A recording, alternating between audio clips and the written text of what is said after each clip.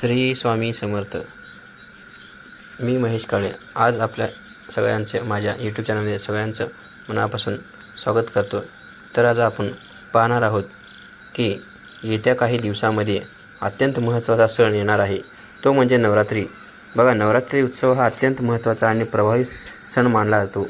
आपल्या हिंदू धर्मामध्ये विविध सण, विविध समारंभ आपण अतिशय मोठ्या प्रमाणात उत्साहाने सादर करत असतो आणि त्यातलाच एक सण म्हणजे बघा नवरात्री उत्सव. अनेक जण नवरात्री उत्सव अत्यंत आतुरतेने आपण त्याची वाट बघत असतो.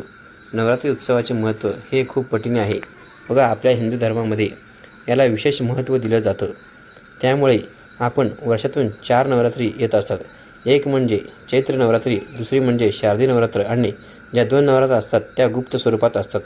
आणि बघा, अश्विन महिन्यामध्ये येणारी जी नवरात्र आहे त्याला आपण शारदीय नवरात्र असं म्हणलं जातं. बघा, 2 गुप्त स्वरूपात असलेल्या नवरात्री जरी आपण साजऱ्या करत नाही तरी हे बघा 2 नवरात्र असतात, चैत्र नवरात्र आणि शारदीय नवरात्र. हा प्रत्येक व्यक्ती हा साजरा करत असतो आणि त्यात शारदीय नवरात्रीला अनेक विशेष महत्त्वसुद्धा दिलं जातं बरं का. तरी जे नवरात्र अश्विन महिन्यात येते त्याला शारदीय नवरात्र म्हटलं जातं आणि आता जे नवरात्र येणार आहे ते अश्विन महिन्यातील शारदीय नवरात्र आहे. तर यावर्षी शारदीय नवरात्र हे 3 ऑक्टोंबरपासून तर 12 ऑक्टोंबरपर्यंत असणार आहे. 12 ऑक्टोंबरला दसरा आहे आणि 3 ऑक्टोंबरला घटस्थापना होणार आहे. बघा, तर आपल्या हिंदू धर्मामध्ये घटस्थापना हे प्रत्येकाच्या घरोघरी होत असे. बघा, असं पुष्कळशा घरामध्ये घटस्थापना केली जाते. परंतु बघा, घटस्थापना होत असो अथवा घटस्थापना होत नसो, या 9 दिवसामध्ये अखंड दिव्या जाळण्याला देखील तितकंच महत्त्व दिलं जातं.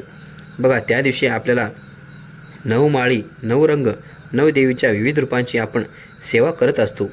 हे 9 दिवस आपल्या कुलदेवीची सेवा करण्यासाठी अत्यंत महत्त्वाचे मानले जाते. बघा मित्रांनो, आपल्या कुलदेवीला प्रसन्न करण्यासाठी बघा कुलदेवीच्या स्मरणार्थ अखंड दिवा आपण हा जाळत असतो. अखंड दिवा जाळण्याचे अनेक नियम देखील सांगितले गेलेले आहेत. बघा, तुम्हाला अखंड दिवा तुम्ही जर जाळत असाल किंवा आतापर्यंत तेवत नसाल, परंतु आता अखंड ज्योत तुम्हाला लावायची असेल तर त्या संबंधित बघा काही नियम जाणून घेणं तितकंच महत्त्वाचं आहे बरं का मित्रांनो. बघा, तुम्ही अखंड दिवा जाळत आहेत तर अखंड दिवा जाळण्यासाठी कुठले नियम पाळायचे आहेत. अखंड दिवा लावताना बघा दिवा कसा लावायचा आहे आणि कुठल्या दिशेला लावायचा आहे, वात कशी लावायची आहे आणि कुठल्या दिशेला लावायची आहे, अखंड दिवा का लावावा. आणि त्याचबरोबर बघा, अखंड दिवा ज्या वेळेस आपण 9 दिवस घरात लावतो त्याने बघा आपल्याला कुठले फायदे होतात. अखंड दिवा लावताना दिवा कसा असावा आणि कुठल्या मंत्र म्हणावा या संबंधित संपूर्ण माहिती मी तुम्हाला आज या व्हिडिओमध्ये सांगणार आहे. बघा, त्यासाठी माझा व्हिडिओ तुम्ही शेवटपर्यंत पाहत राहा आणि तुम्ही जर चॅनलवरती नवीन असाल तर सबस्क्राईब करत चला. बघा, तुम्हाला दररोज महत्त्वपूर्ण माहिती मिळत जाईल. तुमच्यासाठी बघा घेऊन येत आहोत. बघा, तुमच्या त्याचे नोटिफिकेशन पण तुम्हाला मिळत जातील आणि टाकलेला एक व्हिडिओ आहे तुम्ही हा मिस करू नका. बघा, त्यासाठी चॅनलला बेल आयकॉन प्रेस करत चला. बघा 3 ऑक्टोबरपासून 12 ऑक्टोबरपर्यंत नवरात्र हा उत्सव आपण साजरा करणार आहोत. नवरात्र म्हटलं की 9 दिवसामध्ये 9 विविध रूपांची आपल्याला सेवा करायची असते. देवीच्या रूपांची आपल्या कुलदेवीची सेवा करायची आहे. अखंड दिवा जाळायचा असतो. मंगल कलशाची स्थापना करायची असते. 9 माळी, 9 रंग, 9 नैवेद्य याला देखील सुद्धा आपल्याला या 9 दिवसामध्ये करायचं असतं. आता सर्वात महत्त्वाचं बघा मित्रांनो, दिवा का लावा आणि ज्याच्याकडे घटस्थापना होत असेल तो त्यांना तर अखंड दिवा लावायचाच असतो. परंतु ज्यांच्याकडे बघा घटस्थापना होत नाही आणि तो देखील अखंड दिवा हा 9 दिवस जाळू शकतो. अखंड दिवा का लावावा तर बघा, हिंदू धर्मामध्ये कुठलंही धार्मिक कार्य असू द्यात, कुठलीही पूजा असू द्यात, कुठलंही व्रत वैकल्य असू द्या किंवा बघा दिवा सर्वात प्रथम लावला जातो. दिव्याच्या साक्षीने आपण इतर पूजेलाही सुरुवात करत असतो आणि म्हणूनच बघा दिव्याचे धार्मिकदृष्ट्या महत्त्व खूप जास्त पटीने आहे. यामागे असं कारण आहे की दिव्याचा जो प्रकाश आहे तो बघा आयुष्यामध्ये उन्नतीचे प्रतीक आहे. दिवा हा उन्नतीचे प्रतीक मानलं जातं. आयुष्यामध्ये आपले जे काही अंधकार आयुष्य आहे ते प्रकाशमय व्हावं त्यासाठी दिवा लावला जातो.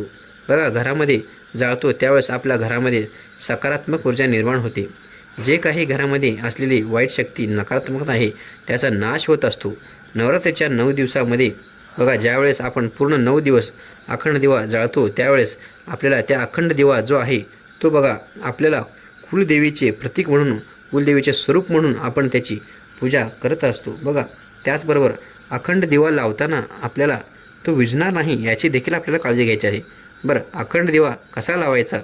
अखंड दिवा तुम्ही लावताना तुम्हाला जर बघा अखंड दिवा मंगल गणेशाची स्थापना करणार आहे आणि तुमच्याकडे घटस्थापना होत नसेल तर देवघरामध्ये जागा असेल तर तिथे तुम्ही दिवा लावू शकता किंवा बघा वेगळं चौरंग पाटावर मांडणी करू शकता. तिथे तुम्हाला चौरंग पाट टाकायचा आहे, त्याखाली रांगोळी काढायची आहे, हळद कुंकू अक्षता अर्पण करायचे आहे. त्यानंतर बघा चौरंग पाट ठेवायचा आहे, त्यावरती एक लाल किंवा पिवळ्या रंगाचा टूस किंवा कापड टाकायचा आहे.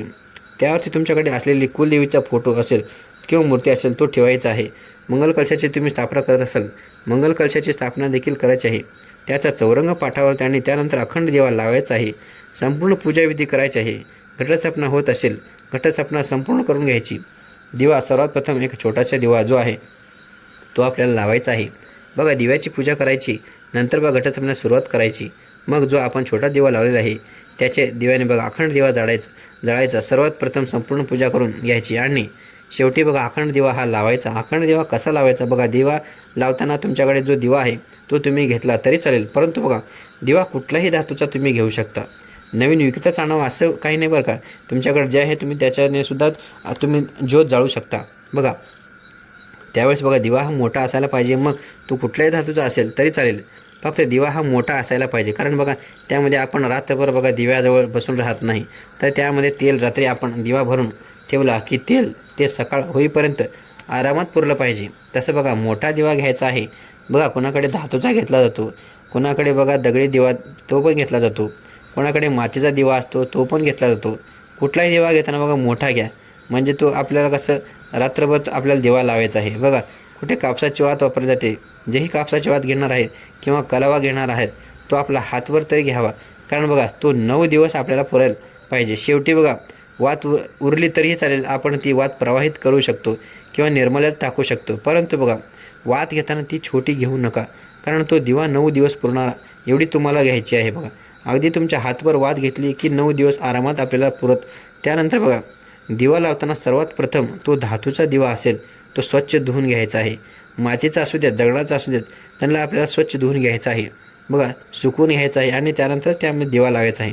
दिवा लावताना एक ताट घ्यायचा आहे. बघा कुठलंही स्टीलचा असू द्या, पितळाचा असू द्या, तांब्याचा असू द्या, तो घ्यायचा आहे. बघा ताट घेताना आपल्याला ताट जो आहे ना तो मोठा घ्यायचा आहे आणि त्यामध्ये बघा तुम्हाला स्वस्तिक काढायचं आहे. तांदूळ आणि स्वस्तिक काढायचं किंवा नुसती तांदळाची रास टाकली तरीही चालेल. दिवा हा डायरेक्ट वा जमिनीवर लावायचा नाही. असं म्हटलं जातं की बघा एक प्लेट ताट घ्या, त्यावरती बघा मूठभर तांदूळ टाकायचं, त्या तांदळाने बघा तुम्ही स्वस्तिक काढू शकता किंवा तुम्ही नुसतं बघा ते तांदळाची रास टाकली किंवा गोल तरीही चालेल. त्यामध्ये बघा तुम्हाला हळद कुंकू अक्षदा इत्यादी अर्पण करायचे आहेत आणि बघा त्यावरती तो दिवा तुम्हाला ठेवायचा आहे. त्यानंतर त्या दिव्याला हळद कुंकू अक्षदा फूल हे आपल्याला अर्पण करायचं आहे आणि बघा दिवा जो आहे तो तुम्हाला पेटवायचा आहे. त्यामध्ये दिवा ज्या वेळेस आपण लावतो त्यावेळेस बघा ह्या दिव्याची वात कुठल्या दिशेला असावी? दिव्याची वात ही दक्षिण दिशेला असू नये बरं का, कारण बघा दक्षिण दिशा बघा दक्षिण दिशा जी आहे ना ती बघा यमाची दिशा मानली जाते बरं का, म्हणून दक्षिण दिशेला ना दक्षिण दिशेला ही वात आली नाही पाहिजे, याची काळजी सर्वांनी घेतली पाहिजे. बघा तुम्ही जी ही वात लावताय त्या पूर्व दिशेला ठेवू शकता. पूर्व दिशेला वात केल्याने बघा सुख आपल्या घरामध्ये येते. बघा दक्षिण दिशेला वात करू नका, कारण उत्तर दिशेला वात केल्याने लक्ष्मी प्राप्ती होती आणि बघा पश्चिम दिशेला वात केल्याने समाधान प्राप्त होतं. म्हणूनच बघा तुम्हाला काय लक्ष्मी प्राप्ती पाहिजे असेल तर तुम्ही उत्तरेकडे करा. बघ सुख पाहिजे असेल, सुख शांती पाहिजे असेल बघा तुम्ही पूर्वेकडे करू शकता, किंवा जर तुम्हाला पश्चिमेकडे पाहिजे असेल तर तुम्ही समाधान भेटतं तुम्हाला तर पश्चिमेकडे करा. कुठल्याही दिशेला कुठल्याही दिशेला तुम्ही लावू शकता, त्याचे परिणाम तुम्हाला चांगले मिळणार आहेत. फक्त दक्षिण दिशेला वातीचं तोंड होऊ नये याची काळजी घेतली पाहिजे. बघा आपण दिवा लावतो, दिवा लावताना आपल्याला दिवा बघा त्यामध्ये जे काजळी निर्माण होती ती काजळी काढताना बघा पुष्कळ जणांचा प्रश्न असतो की काजळी काढताना ताई दिवा विजला जातो बघा राहत नाही, मग आपण काय करायचं? भाऊ बघा दिवा विजलाय आपण काय करायचं? बघा नाजूकपणे किंवा आपण खूप लक्षपूर्वक काळजी घेत असतो. बघा काजळी मोठ्या प्रमाणात असेल तर मग तो काजळी काढताना बघा दिवा विजला जातो. अशा वेळेस घाबरायचं कारण नाही. बघा एखाद्या वेळेस दिवा चुकूनही विजला जातो, कुणीही दिवा मुद्दाम विजवू शकत नाही. बघा हवे तेवढे विजवू शकतं, बघा हवा आली की तो विजू शकतं. बघा दिवा विजल्यानंतर आपल्याला खूप टेन्शन येतं, तर टेन्शन घेण्याचं काम नाही. बघा दिवा विजला तर पुन्हा बघा आपण तो लावू शकतो. बघा तुम्ही एक छोटासा दिवा त्याला लावू शकता. बघा दिवा घ्यायचा आहे आणि त्याला बघा त्या दिव्यामध्ये थोडंसं तेल टाकायचं आणि तो जो दिवा आहे तो आपला अखंड दिवा आहे, त्या अखंड दिव्याच्या वातीले तुम्हाला दुसरा दिवा लावून घ्यायचा आहे आणि त्यानंतर बघा काजळी काढायची आहे. काजळी काढता काढता बघा चुकून जर देवातील वात विजली गेली, मग बघा तो जो दिवा तुम्ही अगोदर लावून ठेवलेला आहे बघा त्या दिवाने पुन्हा आपला अखंड ज्योत जे आहे ते जोडायचे आहे. अशा प्रकारे बघा काजळी काढताना तुम्ही दुसरा दिवा लावून ठेवा आणि त्यानंतर विजला तरीही चालेल, तुमचा अखंड दिव्यामध्ये बघा खंड पडणार नाही, तो अखंडितच राहणार आहे. कारण बघा आपण त्या दिव्याचे दुसरे दिवा लावून घेतलेला आहे, त्यामुळे तर अशा पद्धतीने बघा तुम्ही हे काजळी काढतानाही हा उपाय जो आहे तो करू शकता. बघा दिव्यामध्ये एका कापराची वडी जर आपण टाकून ठेवली तर आपण सुद्धा खूप सकारात्मक ऊर्जा जी आहे ती निर्माण होते. ते बघा कापराची वडी किंवा 2 कापराच्या वड्या तुम्ही त्यामध्ये टाकू शकता. कापराच्या वड्या 2 त्यामध्ये टाकल्याने बघा दिवा विझणार सुद्धा नाही आणि बघा ज्या वेळेस बघा आपण लावतो त्यावेळेस वात खूप मोठी न ठेवता मंद ठेवायचा, तो दिवा मंद जाळला पाहिजे. बघा आपल्याला भरपूर दिवस 9 दिवस आपल्याला दिवा जाळायचा आहे, त्या बघा झगझग जास्त ठेवायचं नाही, अशा प्रकारे मोठी वात ठेवून जाळू नये. बघा मोठी वात जर ठेवली तो भरपूर दिवस टिकणार नाही आणि जास्त वेळ पण टिकणार नाही. त्यामुळे बघा दिव्याची वात छोटीशी ठेवायची आहे, कारण आपला दिवा जास्त वेळ ठेवायचा आहे, तो मंद ठेवायचा आहे. बघा त्यानंतर दिवा लावताना सर्वात प्रभावी एक मंत्र तुम्हाला म्हणायचा आहे. बघा ज्यावेळेस तुम्ही दिवा प्रज्वलित करत असता त्यावेळेस हात जोडायचं, कुलदेवीचं स्मरण करायचं आणि बघा हा प्रभावी मंत्र आहे, मी तुम्हाला सांगणार आहे. बघा तो म्हणायचा आहे, ओम जयंती महाकाली भद्रकाली कपालिनी दुर्गा क्षमा शिवा धात्री स्वाहा स्वतः नमस्तू. पुन्हा एकदा सांगते बघा, ओम जयंती मंगलकाली भद्रकाली कपालिनी दुर्गा क्षमा शिवा धात्री स्वाहा स्वाधा नमस्तुते. हा मंत्र जो आहे तो दिवा ज्या वेळेस आपण प्रज्वलित करतो त्यावेळेस हात जोडून आपल्याला म्हणायचं आहे. तर अशा प्रकारे 9 दिवस तुम्हाला अखंड दिवा तेवढ ठेवायचा आहे. बघा काजळी काढताना कुठली काळजी घ्यायची, कुठला मंत्र म्हणायचा, ही संपूर्ण माहिती मी तुम्हाला आज सांगितलेलं आहे. बघा त्याचबरोबर ज्यावेळेस बघा आपण दिवा जाळतो तर 9 दिवस कसा तेवढ ठेवायचा, नियम कुठले पाळायचे ते सुद्धा मी तुम्हाला बघा सांगतो. बघा तुमच्याकडे जर 9 दिवस अखंड दिवा ज्योत तुम्ही जाळत असाल तर घरामध्ये सकारात्मक वातावरण ठेवा.